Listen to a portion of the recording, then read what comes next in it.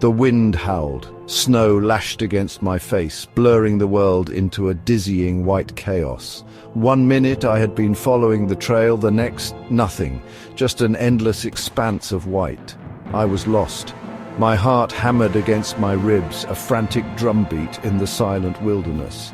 The cold began to seep through my layers, a chilling premonition of the danger I was in. This was it. This was how people disappeared, swallowed whole by the unforgiving wilderness. The mountain loomed above, a menacing giant shrouded in a cloak of snow. It stood as a silent sentinel, its presence both awe-inspiring and intimidating. The sheer scale of the mountain was overwhelming, a testament to nature's raw power and majesty. Its jagged peaks were lost in swirling clouds, the wind whistling through the canyons like a mournful cry. The mist swirled around the summits, creating an ethereal, almost otherworldly atmosphere. It was as if the mountain was alive, breathing and whispering secrets to those who dared to venture close. Beneath my feet, the snow lay deep and treacherous. Each step was a gamble, the pristine surface hiding potential pitfalls.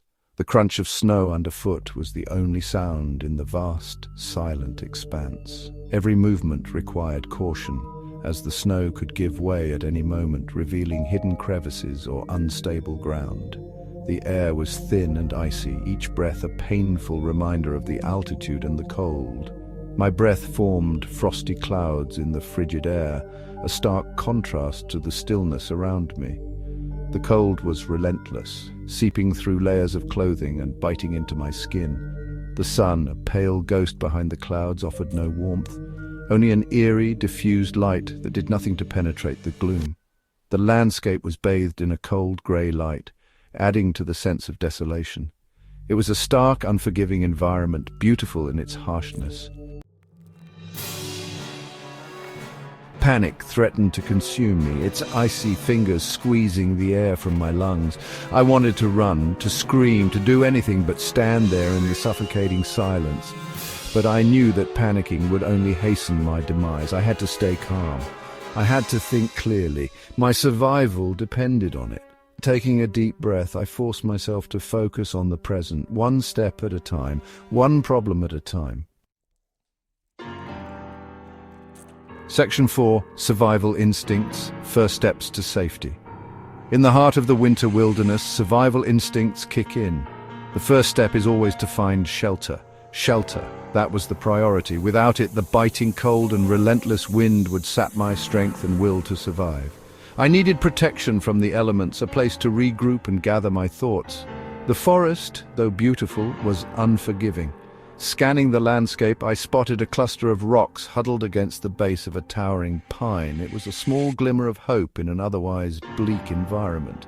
It wasn't much, but it would have to do. The rocks provided a natural barrier against the wind, and I could use them to my advantage.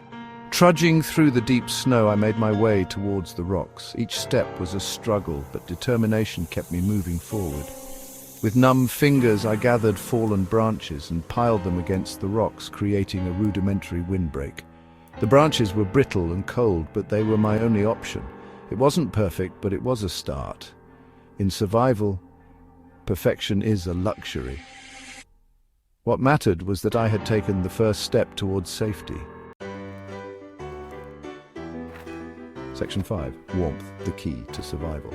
In the harsh, unforgiving wilderness, warmth was not just a comfort, it was a necessity for survival. The cold was relentless, a constant threat that gnawed at my extremities. Layering was crucial. Each layer trapped precious body heat, creating a barrier against the biting wind and freezing temperatures. I pulled my hat firmly over my ears, tucking my chin into my scarf. The woolen fabric provided a small but significant shield against the cold. Every piece of clothing had a purpose. Every exposed inch of skin was an invitation to frostbite. I needed fire. Without it, the risk of hypothermia increased with every passing minute. Fire meant warmth. Fire meant hope.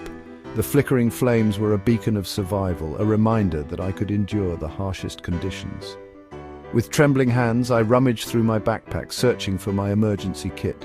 My fingers were numb, making the task even more challenging. There, nestled amongst the bandages and the whistle, was my trusty fire starter. It was a small device, but in this moment, it was my lifeline. It was time to put all my survival skills to the test. The ability to create fire in such conditions was not just a skill, it was an art that could mean the difference between life and death.